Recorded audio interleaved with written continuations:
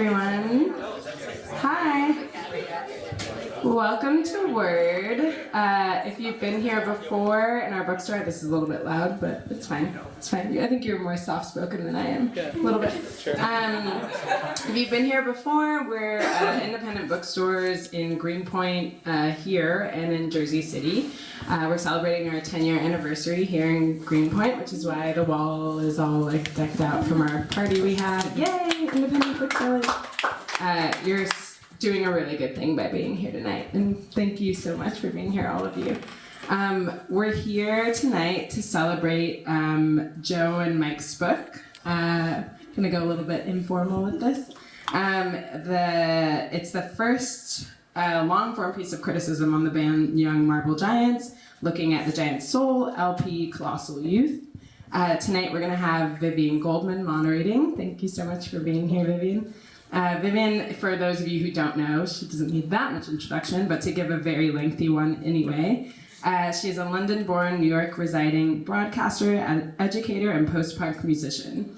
In the first wave of punk, she covered the scene as a music journalist and in the US and the UK, along with reggae in Jamaica.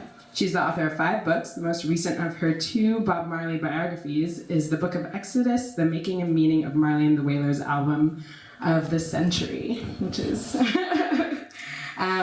Vivien is an adjunct professor at NYU's Clive Davis Institute of Recorded Music. She teaches rebel music like punk, Bob Marley, David Bowie, Fela Kuti. NYU's Fales Library has acquired her archive as the Vivien Goldman Punk and Reggae Collection. Cherchez La Femme, the musical she co-wrote with Auguste Arnell, aka Kid Creole, was premiered by New York's La Mama Theater in 2016. Her journalism appears in The Guardian, OKPlayer.com, and the New York Times T Magazine. Thank you so much for being here tonight. I'll hand it over to Vivien. Okay. Well, this is so great to be here. Do I actually need a microphone? Yes.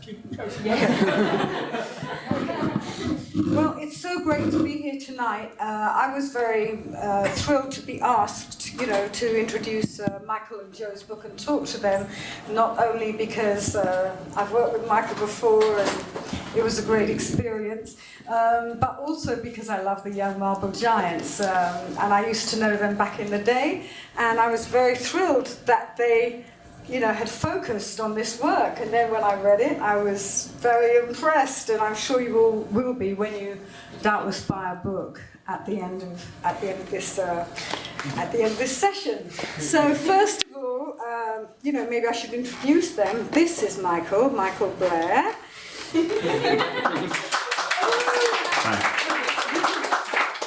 And his co-writer and long-standing brethren, Joe Bucciero.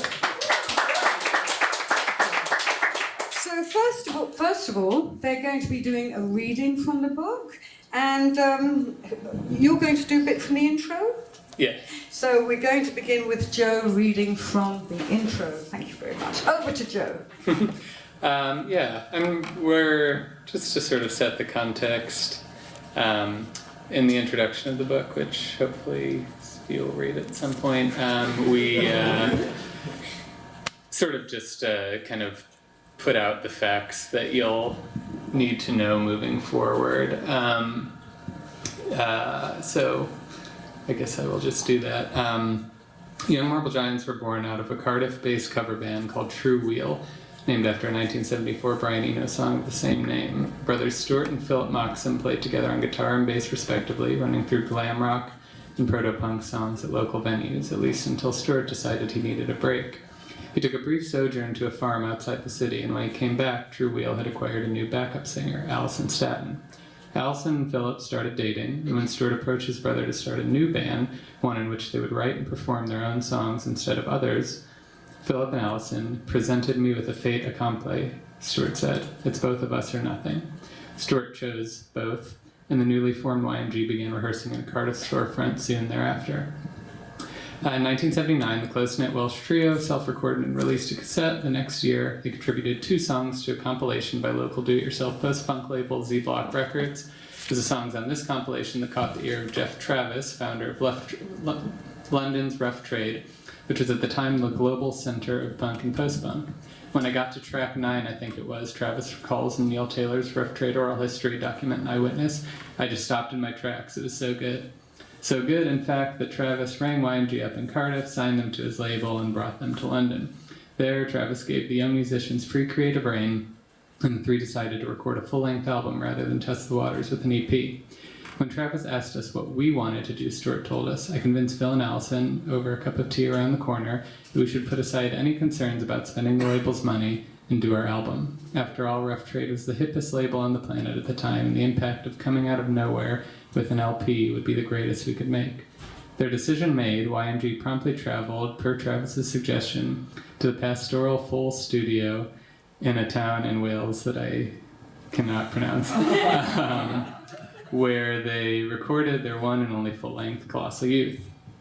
Coming out of nowhere, as it were, YMG dropped the LP, quiet, sparse, personal, in February of 1980.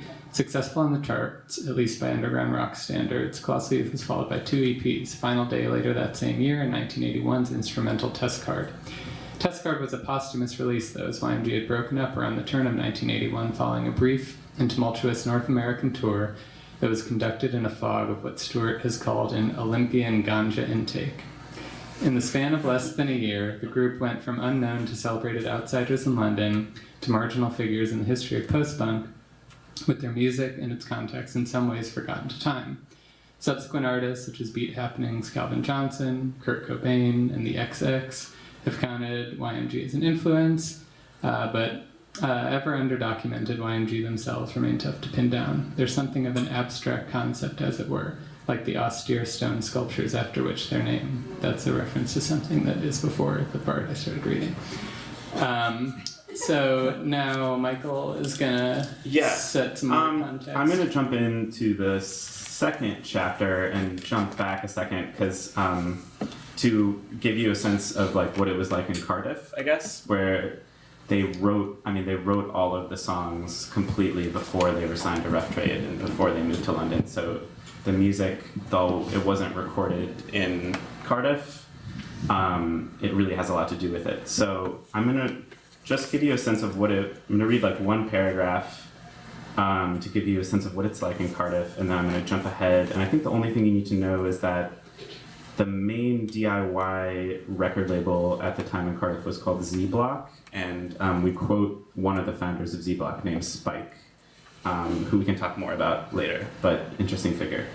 Okay, so I say, the closure of the East Moors Steelworks in 1978, where Stuart or Philip worked their first job, cost the city over 3,000 jobs alone, and the Cardiff shipping docks soon shut down in the wake of a monumental loss of steel and coal exports.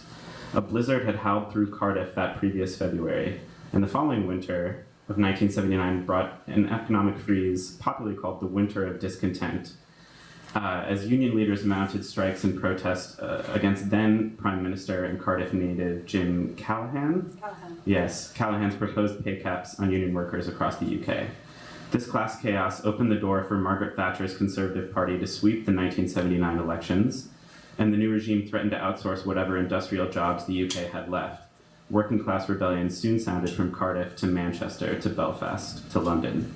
So that's the first paragraph, and then I'll jump in and give you a sense of how Z Block responded to it. So, yes. This is a quote from Spike. Because bands like YMG and Reptile Ranch were categorized as new wave, and no one in Cardiff knew what that meant, we were labeled punks by the local venues, and even in 1979, punk bands were not welcome in most Cardiff venues unless they were famous. Excluded both nationally and locally, the Z-Blockers set about creating their own small alternative world. They organized shows in the spaces available to them, like trade union halls, political clubs, and even an Indian restaurant. Cardiff Art College also welcomed experimental music, as did community-led grassroots coffee bar and youth center, where both YMG and Reptile Ranch had their first shows just a few weeks apart. Grassroots had a capacity of just about 50, and at times the audiences for these types of shows would barely make the double digits. Spike remembers YMG's first public show in 1978. A friend of Allison in the Moxhams told him that night the band on stage called themselves the Clones. In a footnote, YMG had originally toyed around with the Clones as a name and also the Lumps. Even before the music began, those in the audience could tell this new band looked different. They dressed like 1940s Americans, Spike claimed. But Phil's the bassist, Billy Whiz haircut and a number 2 with a 2-inch needle of waxed jet black hair pointing skyward from his brow, supported by a colorful little rubber band, sent them into another time, possibly another planet. Their music followed suit. The high-pitched organ lines of songs like The Taxi or Colossal Youth may have at first sounded like 1940s-era American fairground music, but the addition of Philip's dub-inflected bass lines, Allison's nursery rhyme delivery, and drum machine static pushed the music into something nearly impossible to place. Okay, so that's a little context of the band and where they came out of, and now I guess we turn it over to you, Vivien. Yeah. Yes.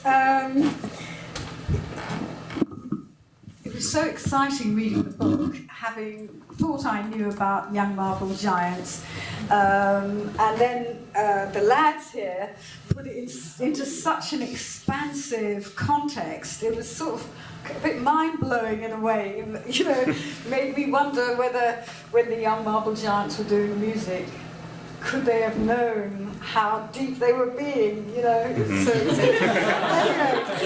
so I was fascinated. I mean, although I'd worked with Michael, I didn't know much about them, but I discovered that they both come from the Midwest. Maybe you can quickly tell the audience how you got together and what made you want to write this book. Sure. Okay. So yeah, we both come from the Midwest, but we actually met in college at Columbia in New York, and I know there's some Columbia current students and grads and Barnard students as well, and grads. So shout out to that. But yeah, we both had written a little bit of music criticism together before, so we knew we could do that. And it actually came about right after graduation, where we were both totally unemployed, and I think Joe had the idea that we should just write one of these 33 1/3 proposals. And we came up with a few ideas, but Young Marble Giants just seemed like the one that really we wanted to write about. So yeah, that seemed like I had the most to say. Yeah, I mean, I think we both just loved the music and had a particular interest in also the context, which we get into in the book, the historical context of, you know, kind of the beginnings of the Thatcher era in the 1980s in America and the UK, and then also specifically like punk rock and rough trade and the music that was coming out at that time. I think YMG appealed to us in part because they're like, you know, they're a cult band, they're, you know, Hole covered their song, people know who they are, but there isn't really much out there. Simon Reynolds wrote the liner notes for the 2007 reissue of Colossal Youth, and those are great and were our main resource at the beginning. But it's like 10 pages, and that's the most substantive thing really ever written about Young Marble Giants. So it seemed to us like there was a lot to unpack. And as we kept going, and even, you know, months after starting writing the book, I think we were both learning a lot more that kept piquing our interest, so that was cool. How did you really discover Young Marble Giants? Well, I mean, because I was maybe in England at the time. Were they that well known as a niche, or was there a scene that cultivated them over here?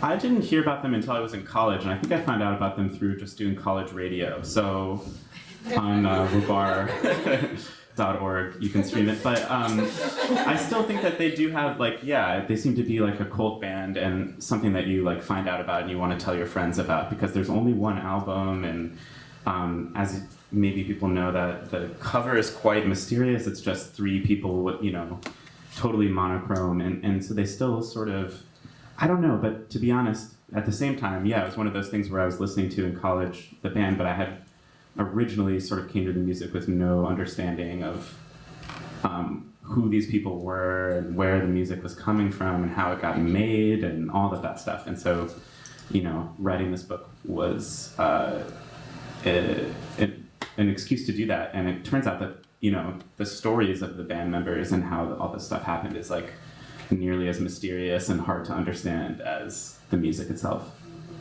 Before we go any further, maybe you should quickly tell the audience what are the Young Marble Giants in terms of the ancient Greek statues, because at the start of the book they very effectively spin a metaphor from, you know, from the artworks after which the band call themselves. Maybe you'd like to Sure, yeah.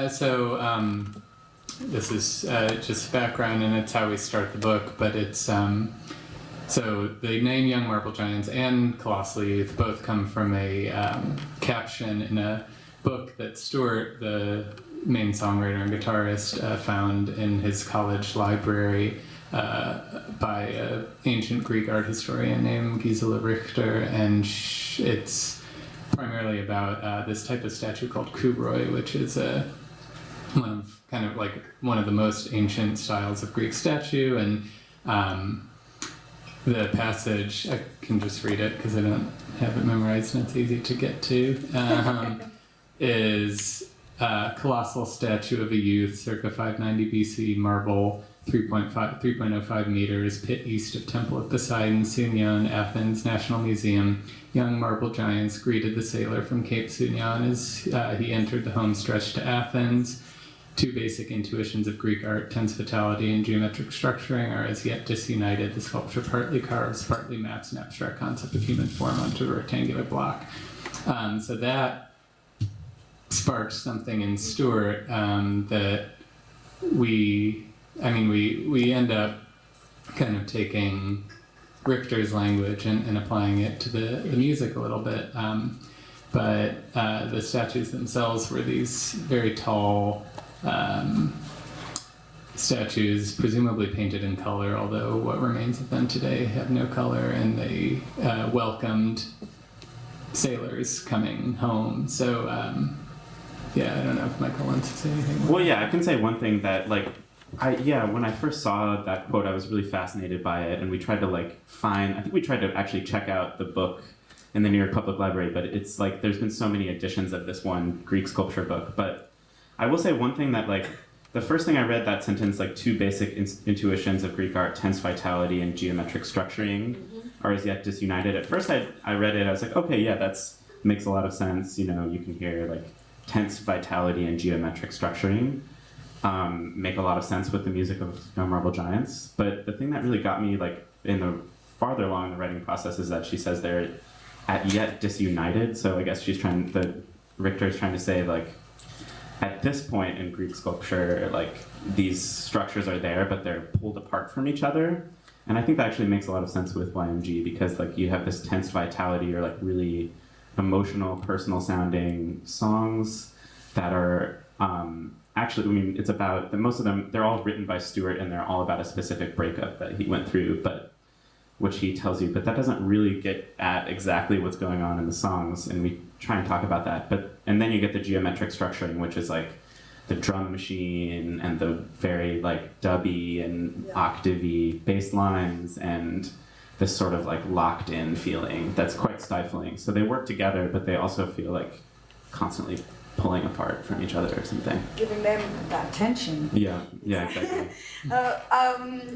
One of the things that fascinated me early on in the book was, because I must admit I had never really thought about how they did it, but in fact, just like the early reggae bass players sort of built their own bass because they couldn't get a bass, they built their own synthesizers. So maybe you could tell the audience something about that. I found it so fascinating, and it proves again how pivotal actually the Young Marble Giants' role is somewhat unsung, because when you listen to it, they really are a missing link in the development of what we now call EDM. So please, Joe, you can take that. Yeah, that is, EDM is not a connection that I had made, but no, I mean they were a lot of totally coming from the context that Michael described in Cardiff, they didn't really have much money. There weren't really resources provided to young musicians. So it was actually their cousin, Peter Joyce, who made a drum machine and a ring modulator and kind of modded a synthesizer for them to use in their music. And it all sounds, it sounds very homemade, and it sounds very basic, very lo-fi. A lot of punk bands were doing similar things and using cheap instruments or homemade instruments, but there was still kind of a reliance on guitar, bass, and acoustic drums. And so Young Marble Giants came out with these very kind of otherworldly and just non-rock sounding instruments that were propelling their songs forward. And this, to us is one of their, kind of a sign of them as outsiders and a sign of them as like a forward-thinking band, because you do, an EDM obviously is electronic music based, but just in some of the twee indie rock of the 80s and in kind of electronic pop music in the 90s, and going into the kind of the indie pop music that became very popular in the 2000s. It's all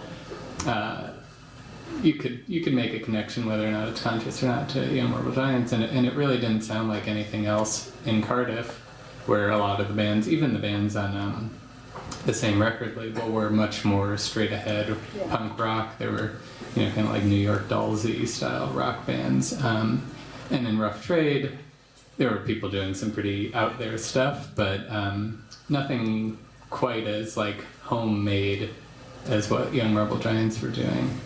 I'll add one thing too, because one thing that I found that I didn't know was really interesting about the drum machine too was that it was such a homemade and like massive, presumably massive contraption. Like I think someone said that it looked like something from World War II, and so they what they did is that they couldn't move it around with them, so they just recorded all of the drum parts for every song onto a cassette, just like a ratty cassette, and then that's how they. I think that's how they recorded the album, but that's definitely how they played all their live shows. Yeah. So Philip, the bass player, would every song be in charge of, like, he had his bass, so he would dip down with his knee and hit, play and stop on the cassette recorder. And it also meant that, there was no room for improvisation or anything like that, because, you had to just follow, like, the drum machine, which in some, like, songs it's, like, nothing more than kind of just like a click track, But it meant that they could have this drum machine, but they were also very portable with it. They could take their, that same sort of electronic sound around with them. Yeah. Interesting point. One of the fascinating things that about the band, I've got to say that, we'll go into this more later, but one of the things that set the Young Marble Giants apart really was their softness, an air of mystery. But what you point out is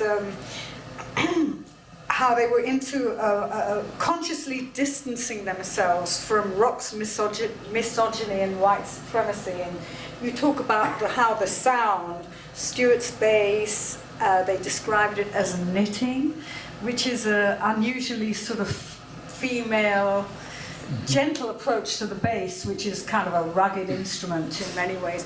So how did you deduce that from... Because you did talk to them a bit via email, didn't you? Sure, yeah. It wasn't completely just based on Simon's Reynolds liner notes and the one article in Sounds. Right, there wasn't too much to go off of, so we were fortunate to talk to Stuart and Allison, as well as Spike, who kind of was at the origins of YMG and then would later play with Allison in a band called Weekend, and as a duo with Spike and Allison. And kind of has just been like YMG's greatest fan, since the beginning, since their first show. Years. But Stuart in particular, when we talked to him, was very, he was very just pinpointed sort of the kind of, as we were saying, the homemade aspect, but really specifically in the home. Like, in answering questions, he would often refer specifically to, like, this is a memory from when I was growing up in Cardiff, or, like, their EP test card, which came out after Colossal Youth, harkens back to memories of their grandmother watching TV and things like that. So, and it's true, the interplay between Stuart's guitar and Phil's bass is referred to as musical knitting. There's a song on the album, Chalky Loney, that is, the lyrics are kind of nonsensical, and it's just like the Moxham's family baby talk. And so they're, and these are things that aren't very punk, and they aren't very rock and roll, and they're things that you wouldn't necessarily expect if all the other bands, even in Rough Trade, are like, their lyrics are either straightforwardly political or theoretical, or you have bands like This Heat talking about the history of Rome in their songs, and Young Marble Giants are talking about like hanging out with their mom and stuff like that. So it's like, you know, but it's, you know, at the same time, like we see in kind of distancing themselves from the more heady or more, in many cases, macho aesthetics of punk. They're sort of making this radical gesture. Yeah, and I think it really has a lot to do with like what the scene was in Cardiff, because I mean there was this really, really small DIY scene, but Stuart made it really clear when talking to us that like the prevailing attitude in Cardiff was this very macho like blues pub rock, and they just wanted to have nothing to do with that, and it was just not of interest to them at all. And good. A little word about Alison's vocal styling. You know, in when you talk about R&B and so on in this country, there's this expression, taking it to church, taking it back to church, and in general that refers to sort of gospel roots and a lot of melisma and almost operatic, you know, very big delivery, and size is everything. Well, it means a lot, you know, in that sound. But Alison also related her very wispy, ethereal, completely different aesthetic, singing back to church in quite a different tradition. So maybe one of you would like to put it in a context? Well, yeah, there's a I guess Presbyterian or Methodist. Yeah, very Protestant.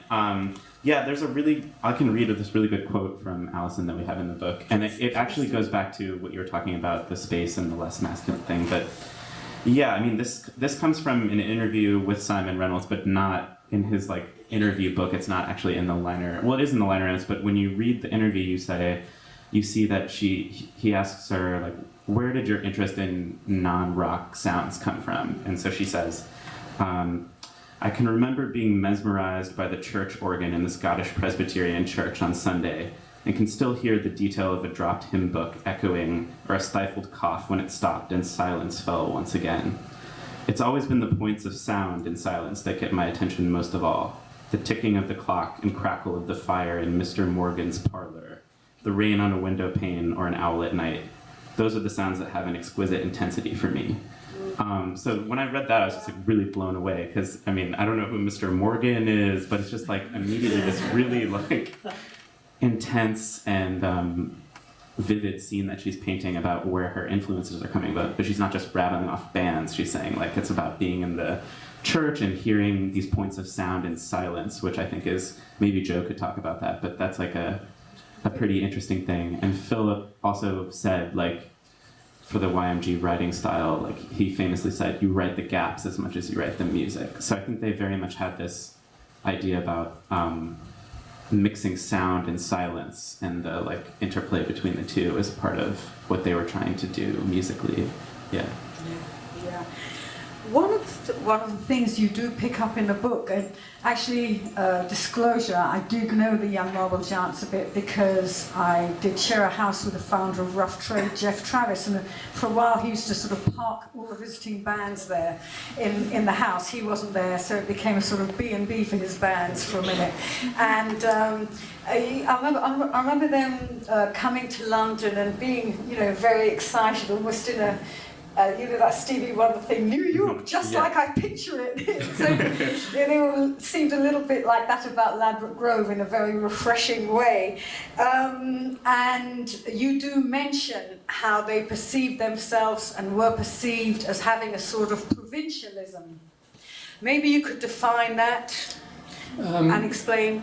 Yeah, sure. So, I mean, it comes up sort of near the beginning of the book. They were in Cardiff. They got signed by Jeff Travis. They moved to London. They lived there, for basically the entire, like, around when they recorded Colossal Youth, although they recorded that in Wales, and then for the ensuing year, and that was their entire history as a band. But, and they definitely, I mean, as far as you would know better than we, but they seemed to kind of get absorbed into the scene, and they played with all the other Rough Trade bands, Cabaret Voltaire, This Heat, Raincoats, all over London and throughout the UK, and eventually on a North American tour. I think they felt, or at least later on have said, that they sort of felt, they felt like outsiders. They felt like, oh, we're coming from Wales, and even though Cardiff is like a city, it's kind of, it's an industrial town, it's significantly smaller than London. All the other rough trade bands are either from London itself or maybe Bristol or Manchester, if not. There's a good quote. I can just paraphrase it, but it's from Gareth Evans from the pop group, he was from Wales. The rest of Gareth Singer, sorry. He was from Wales. I don't think the entire band was, but he says that he felt like a nasty arrogance coming from Thatcher's UK for anyone who wasn't from England proper. And Stuart sort of self-effacingly refers to himself as provincial, and you get the impression that even if they did play shows and have friends in London, like, they never totally felt like they fit in. And even today, Alison lives in Cardiff, Philip lives in a town outside of Cardiff, and Stuart lives in the southwest of England. They're all I think they don't really feel like, like a big city rock band in that way. We're gonna. Well, yeah. I could ask you, Vivien. Did you feel that way? You said that they seemed like they were loving London and it was this refreshing thing, but it seems like, it's a mixture of both, maybe, because I think they also actually lived with the Raincoats for a while, and so they had these really close friendships with the rough trade crew. But did they also sort of feel like outsiders or from a different place or something? Or it seems to me, from what we're saying here and also in the book, and also what I saw, is they were outsiders everywhere, which seems to be sometimes quite a healthy position for an artist, right? Because they were definitely outsiders in Cardiff, and then they went on to be outsiders somewhat in London, and you've got to relish that position, right? Yeah. You were talking in the book about them inhabiting this space between pop and folk. Do you remember? Yeah. Do you want to talk a bit about that? I thought it was interesting. Sure. Yeah, Joe, do you have? Yeah. Well, it has to do with a little bit with what Michael was saying, and also what I said earlier. When they do discuss their influences with us, and more recently, and also in in Sounds magazine in 1980 and things like that, they love Devo and Pere Ubu and some of the more vanguard punk bands of the time. They really love Kraftwerk and some of the German bands from that era, but they love Neil Young and Joni Mitchell when it comes to folk from the US or Canada. But they also uniformly reference things like Alison talks about Orkney Island folk music, and Stuart talks about the kind of the Welsh hymns and folk music of his time. And you mentioned it in Alison's vocals and things like that, and in the simplicity of the songs, there's even we point out there's kind of a ballad structure to each of the songs. It's the same thing over and over and over again. So although it's it doesn't have the exact sound and instrumentation that one might ascribe to folk music, we do think of it as something of a type of folk music, or at least something imbued with a lot of tendencies of folk music. As I was reading it, I was fascinated, as I was saying earlier, with your range of references that you draw in to illuminate the young Marble Giants. And I wonder whether they'd ever been placed in so elaborate and developed a context before. And some of your references include from the Residents to Eric Satie on the same couple of pages. So I was wondering, were you thinking about the album for a long time when the ideas came to you, or how did that process work of realizing the depth of what the Young Marble Giants offered? Yeah, I think some of it were things that we were listening to it for a long time, and we just were trying. I think it comes out of, again, like this they very deliberately went against every single convention. I mean, that was their whole attitude. I think Stewart says somewhere that like we just tried to buck every single convention that we could find. So it's still very hard to find, you know, other things to compare them to. So we've kind of tried to go in that spirit of the music being so free in its associations and just trying to find things to compare it to. And when you really listen to it for a long time, you still get the sense that it's like, you know, very hard to place, but you start to hearing these very, very like strange connections that you can find across, you know, The Residents to Eric Satie to, I mean, another interesting case example that we mention a little bit but don't really get into is that this like Portuguese filmmaker Pedro Costa titled the English translation of one of his films Colossal Youth. Mm-hmm. But apart from the fact that, you know, in interviews Pedro Costa says he's a big punk fan, there's no, you know, similarity whatsoever to, or there's no reference in the movie to Young Marble Giants. Their music isn't in it. It's about a refugee living outside of Lisbon, I guess. And I think that the band just invites that because they totally bucked all these conventions. Yes. You know, they take up a really significant space in people's lives, and then people kind of spit it out in really interesting ways. Because of their, you know, very soft and seductive sense of alienation, mm-hmm. perhaps, that you were talking about earlier. And I particularly liked when you brought in Susan Sontag at the end to consider what it means for an artist who stops working. Because, you know, maybe part of what makes the Young Marble Giants so mysterious and intriguing is that they only made one record, you know, and you were left with this sense of, because it was so complete and original in itself, you were left with this sense of, you know, what might have been. Maybe you could talk about that Sontag and how you used it in as a way in, and to sort of maybe rationalize the fact that, put it this way, they weren't the Rolling Stones, you know, they didn't carry on for decades. So something poignant about that, and yet maybe something very complete. Yeah, I mean, sure. So, I mean, one thing also from the Simon Reynolds notes, I mean, he tries to make the point, he says, you know, for once with the band, with the Young Marble Giants, the collected works equals the best of. So there's only one full-length album, and then there's these two EPs after. And according to Simon Reynolds, that's like, you know, this sign that they're just they have this immaculate status. You know, he says, I think, Joe, you might know this, but he says something like there's only 3 or 4, he says post-punk was not about making a masterpiece or something. It was about trying everything. So there's very, you know, he lists like 3 or 4 albums, Colossal Youth among them, that are a masterpiece. And we were looking into, Susan Sontag has this essay, The Aesthetics of Silence, from 1967, and one thing that she's talking about is what happens when an artist, you know, stops deliberately making work, and that does lend she calls it lends their work, she says, like it gives it an unchallengeable seriousness or something. And that was just sort of an interesting thing to work off of, but as we were kind of writing it and kind of talking about it, it does kind of seem that, like, a lot of people might say Colossal Youth is this masterpiece album, and it does kind of have this unchallengeable seriousness, but it doesn't quite totally fit into that Sontag paradigm, maybe because, like, they didn't really seem to be about making a masterpiece, you know.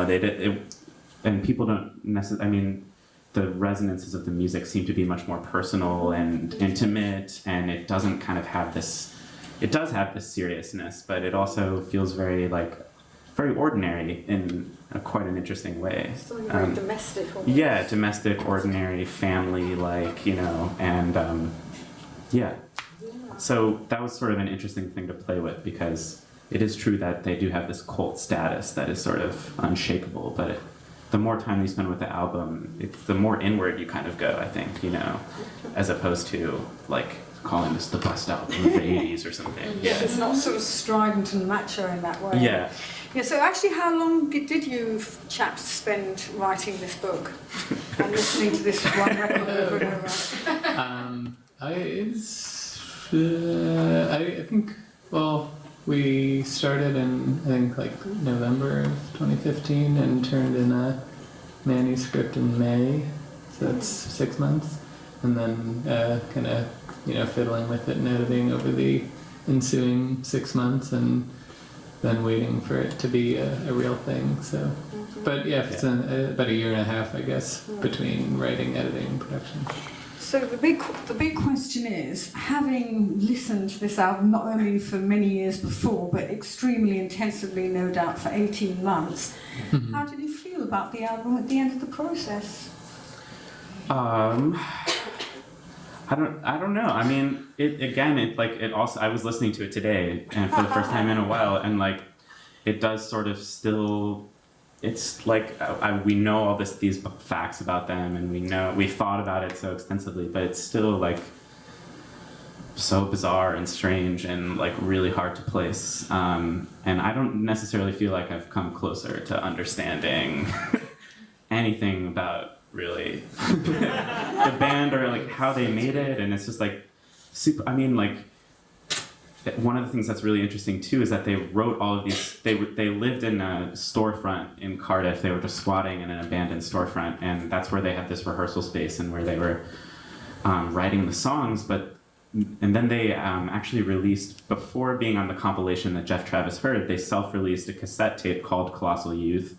I think they made 30 cassettes. I mean, Stuart just hand-dubbed them. But, I mean, apart from maybe 2 or 3 songs, like Salad Days and Wurlitzer Jukebox are some of the later songs. But apart from 2 or 3 songs, it's the same exact songs that are on the Colossal Youth that came out.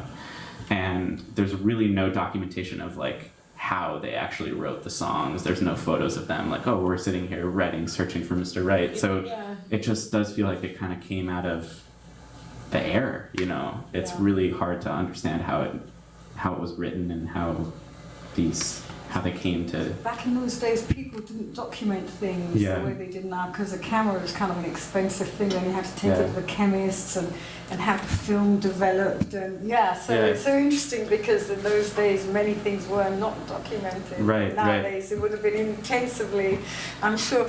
And how about you? How are your feelings now about this record? The lyrics to me are actually still somewhat impenetrable for some of the reasons Michael described, but also, I mean, Stuart himself, Michael, I think mentioned it, but when you ask him, he's like, oh, it's about my breakup with my girlfriend at the time, Wendy, who had also designed some of the, like, flyers and stuff for Young Marble Giants and things like that. But if you listen and pay attention to the lyrics, it doesn't really seem like it's much about that at all, and it's sort of hard to tell what he's getting at. And to us, we sort of, when you start looking at it, or looking and listening, you start to maybe hear, some anxieties and interests in the world around him that go much, much further beyond just his own personal relationship. So.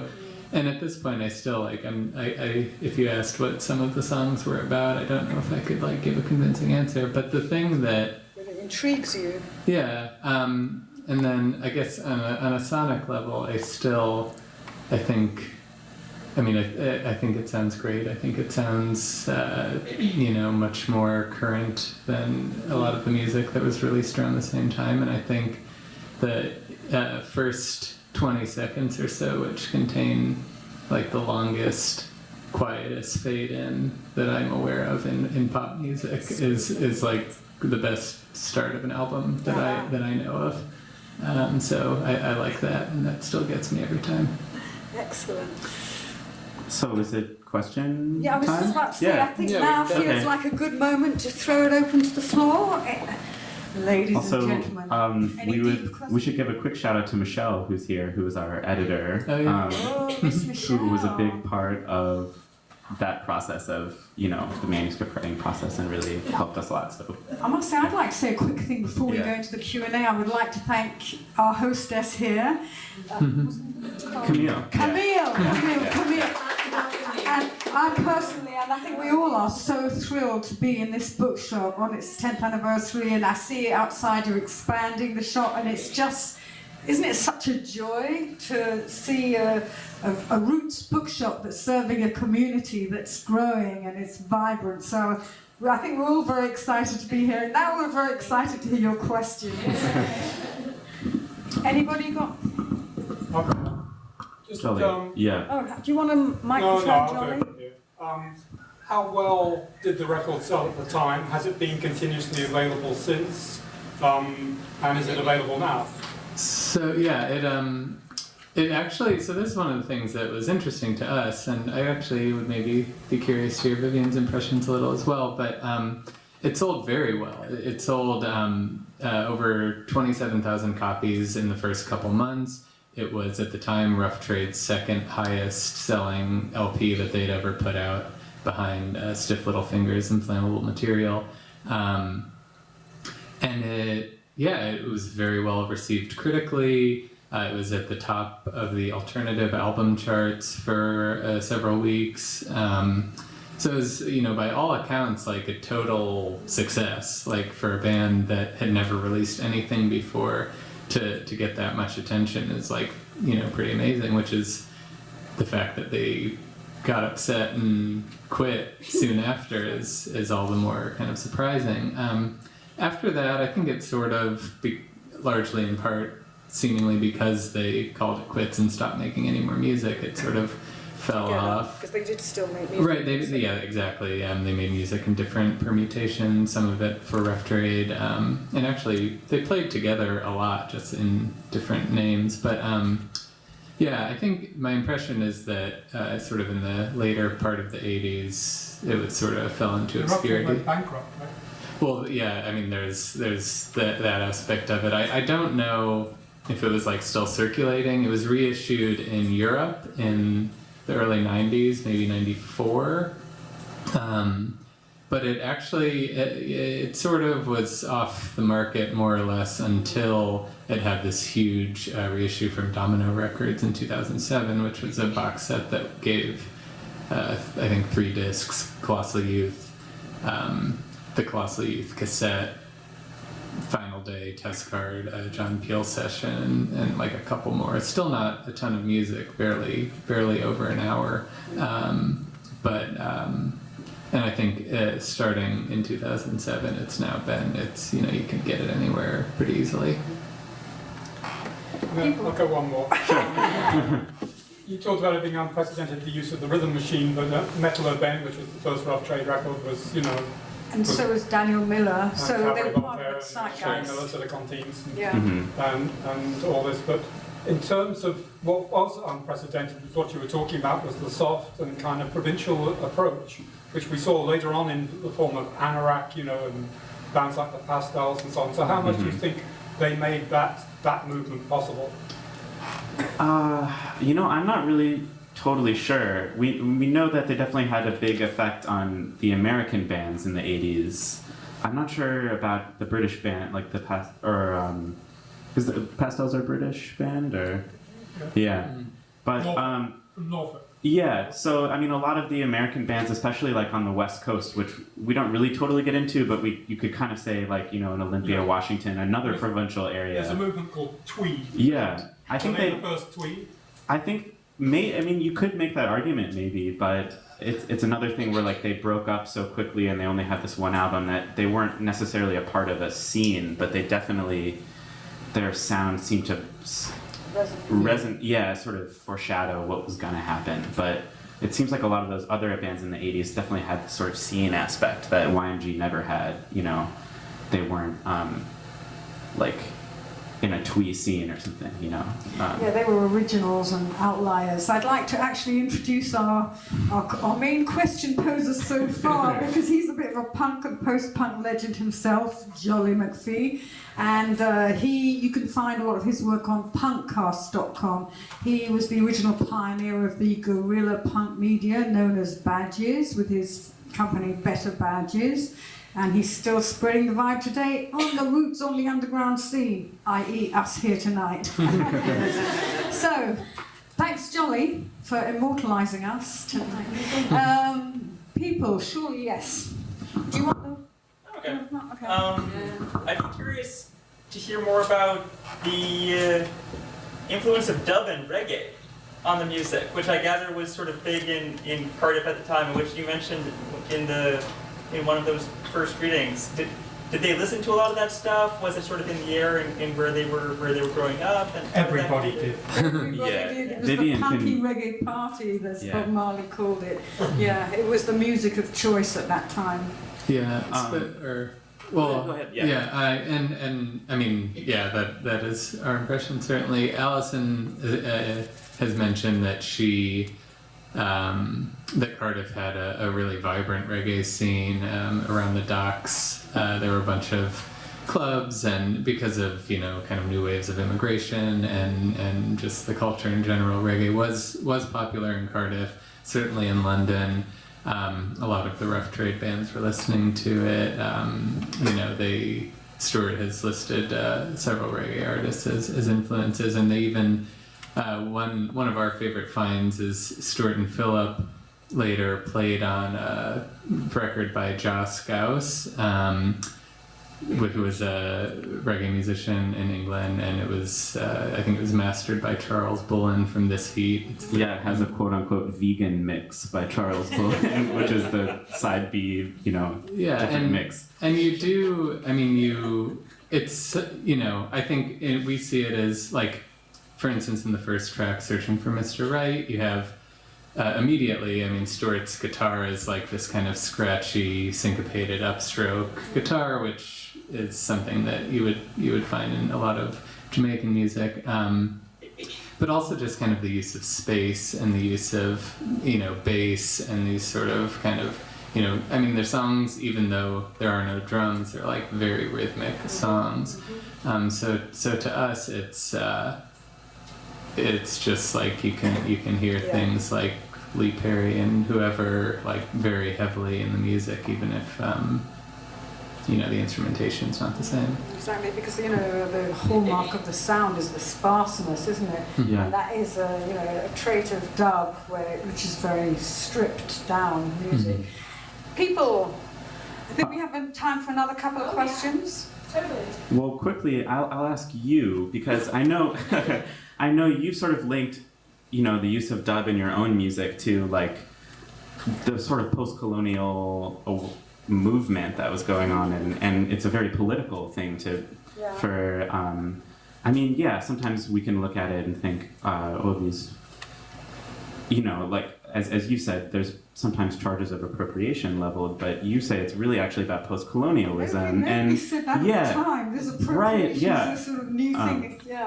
Yeah, so I'm curious, because we're talking about like provincialism of YMG. They're coming from this like dock town in Wales. Do you think that there's also a connection with dub and post-colonial? I'm just curious to hear what your thought about the political aspect of it. Well, at the time, when you had things like Rock Against Racism putting Aswad, the London reggae band, on with The Clash, and funnily enough, they were all neighbours in West London, but that was pretty much the first time that black and white artists had really shared a stage in England. So it was definitely a breakthrough. It was like the dawn of multiculturalism. And like NYU, people talk a lot about appropriation, but I have to say that at that time in the 70s and the early 80s, it was very exuberant. People were glad and excited about experimenting and trying each other's music, and it was kind of somewhat of a two-way street. Jolly. I just want to say that in the preceding years, the mainstream has become rubbish, and reggae was the only music worth listening to at the time, and so that was what everybody listened to. But at this time, when the young Marble Giants came along, a British form of reggae had arisen called Lovers Rock, which was very spacious. And if you've ever heard something like Silly Games by Janet Kay, or stuff like that, it's got it's nothing like Bob Marley. It's a whole different genre, and that was very much neck and neck with what was going on at Rough Trade at the time. And that was the main place where you could go and buy the stuff too, was Rough Trade stuff. Yeah, Rough Trade was incredibly important. So, all right. Oh, sorry. There's a gentleman there. Oh, yeah, in fact, a friend of the band's, yes. Do you have any other events that you're doing around the book at all? Funny enough, you asked that. Yeah, we are trying to organize, and we booked a date May 31st for like a Young Marble Giants tribute concert. And there's actually this band that got together like 2 years ago when YMG played in London, I believe, and played in New York, that did a full cover of Colossal Youth. So we've booked them, and we've booked other bands that we think are like influenced by YMG. So that's May 31st at Sunnyvale. Sunnyvale. Yeah, which is in East Williamsburg, essentially, off the L train. Yeah. Something to look Yeah. forward to. Yeah. After the Raincoats played MoMA, I wrote to Stuart and said, look, you guys could come and do this. Mm-hmm. And he went off, and then he came back to me and said, no.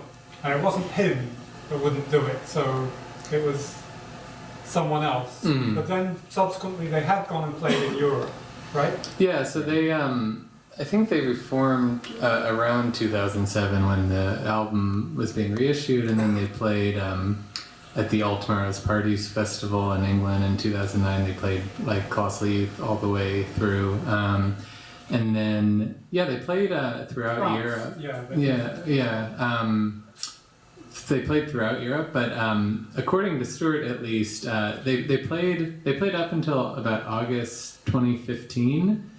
Just not frequently in any way, just here and there, a lot of festivals and things like that. But as of August 2015, Stuart said that they're not going to play anymore, and he didn't give a reason, so I'm not totally sure. But yeah, maybe they will. I mean, they took a 27-year break Once before, so yeah. we'll see. People. Aha. Do you want Hi. to? Oh, no, I'll go. I'm thinking more generally about your relationship to the 33 and a third series. What was the first installment that inspired you to want to contribute to it?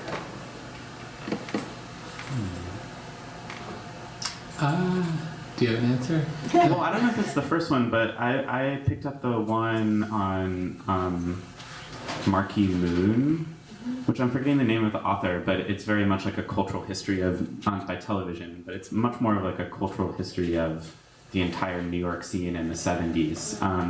And actually I should reread it after we've written this one and then we've gotten into London and Rough Trade at a similar time to check it out. But I did really like that idea that a 33 and a third wouldn't necessarily just be like a straight biography of the band or an expanded sort of liner note, but could be like this whole cultural history that's taking in a bunch of different, aspects to just like the atmosphere in which television formed, sort of. So, yeah.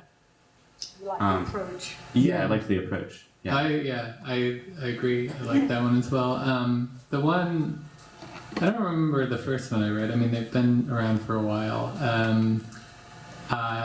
One that sticks out to me was it's by Drew Daniel of Matmos about Throbbing Gristle's 20 jazz funk greats, and that in a like what Michael said. I mean, I love that album, but also his approach. He sort of weaves, almost not academic but critical analysis with just these very personal, often kind of funny stories firsthand from the band, and it's just it's sort of it's a little more reliant on like oral history than our book is, but in the way that it is both critical and referential, and but also gives you a lot of information about the thing itself. That was an inspiration, I guess. I'll jump back to Jolly's question really fast, because it's interesting that you said, the Raincoats played MoMA and Young Marble Giants could play MoMA, or, like an art space, but it just reminded me that when they were around still as a band in 1980, they often said in interviews that they were like interested in playing quote unquote rural places, or they said they wanted to play churches, rural places, other reverberant spaces. So they were definitely like, because their music doesn't necessarily always lend itself to like a loud, punk club, they were certainly interested in playing like venues that would be more suited to, sitting down, listening, closing your eyes, hearing the subtlety of reverb and stuff. So, but as far as I know, they never got a chance to do that. I mean, I think maybe some of the reunion shows they played in smaller clubs, but they definitely had that interest in playing, getting outside of the rock Because club. of St. John the Divine, that was work. Yeah, yeah. That'd be cool. People? Beep, beep. Michelle. Well, going back to the idea of knitting, which I always thought was just an interesting way to sort of describe like a music or music in general, and also you talk a little bit about sort of the YMG's connection to the Raincoats. I was reading Jen Kelly's book on the Raincoats actually, and there's this one point where she talks about how there's a fan who's waiting for the Raincoats to come, and they think they're going to be these like punk girls, and Gina Burt shows up and she takes out some knitting needles from her purse and just starts knitting. And she's always said that she thought that that was more punk than anything, because it was not something that you expect to have a punk musician sort of start knitting in the middle of a show or before a show. So I was curious if you could talk a little bit. I mean, I read that and I was like, well, that sounds familiar. But also, I was curious if you wanted to talk a little bit about the connections that you make between YMG and the Raincoats, and why perhaps they were kindred souls in this sort of rock trade scene where you ultimately sort of make the claim that YMG kind of felt like outsiders. Yeah, I mean, a similar thing that YMG often did was Stewart had this dog named Nixon that he found on the train tracks or near where the old coal shipping area was in this area called Splot in Cardiff, which was just like post-industrial fallout zone. But he found this dog and he named him Nixon, and Spike even calls Nixon the fourth YMG. So I don't know if you met Nixon, but apparently he went up to London and Stewart would take him to all their shows and stuff. So that seems like a similar thing, like busting out knitting needles at a club, bringing your dog to, a London club. But maybe, Joe, you have also the more actual content. I don't know about that, but I would say, we compare and contrast YMG and the Raincoats, and in one part, the Raincoats and bands like the Slits and other rough trade bands were, Stewart said he liked to go against every grain, he liked to buck every tradition, but overall YMG were in their rebellion, if it's indeed there, they were much more quiet about it, they were much more casual, they weren't at their shows, they weren't doing anything too crazy. They were like playing their songs. They didn't talk to the audience. They, would click their drum machine, and when it was done, they would just go. And they played quietly too. Apparently, they said they would always sound check, ask if people could hear them, and then turn it down a little bit if they said yes, which is awesome. But for us, like Allison, she's the front person of the band, but she, I don't think she would ever even do anything like knit in front of people. Like, she was very reserved. She didn't want to project really anything consciously. Whereas bands like the Raincoats and the Slits, their lyrics were filled with political or feminist rhetoric, and they were more confrontational. But Allison kind of just let that, stood there and let that come up out of the background in a way. I think she really admired the Raincoats and actually wished that she could be as confrontational as they were, or make kind of the performative gestures that they made.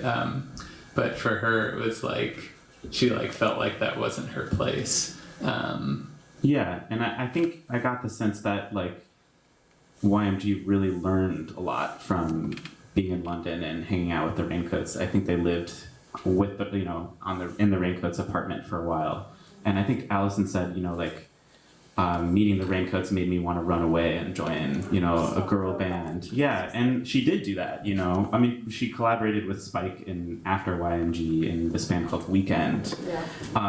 But it was very much her band. She was writing all of the songs. She was the front person. It was much more on her terms, whereas in YMG, there was always this tension because Stewart wanted everything to be about him, sort of. He wrote the songs, and they were his lyrics about his relationship, but he was always upset that Allison got the attention. So I think that almost the affinity between YMG and the Raincoats maybe plays out in after YMG. And I think Allison really learned a lot from seeing the Raincoats play and spending time with them, and that really factored into her career after YMG. And there's sort of this, tense gender dynamic within YMG that wouldn't exist in a band like the Raincoats, where, as Michael said, Stuart he wanted to be out in front, but Allison was the singer, and he, in an interview recounting his time living with the Raincoats, called them frighteningly feminist, and I think like the politics of rough trade and of the feminism at the time was actually sort of intimidating to him as a man, and made him resent Allison a little bit, and it, at least in the way that they describe it. YMG has this sort of weird interrelationship when it comes to the issues that the Raincoats and bands like that were broaching very straightforwardly. It was sort of like percolating in and tearing at the members of Young Marble Giants. Interesting. So, have we started to reach a natural conclusion with these questions, do we think? Yes, I think this party might be starting to wind down. I think it's over to young Camille. Thank you guys Thank you, so much.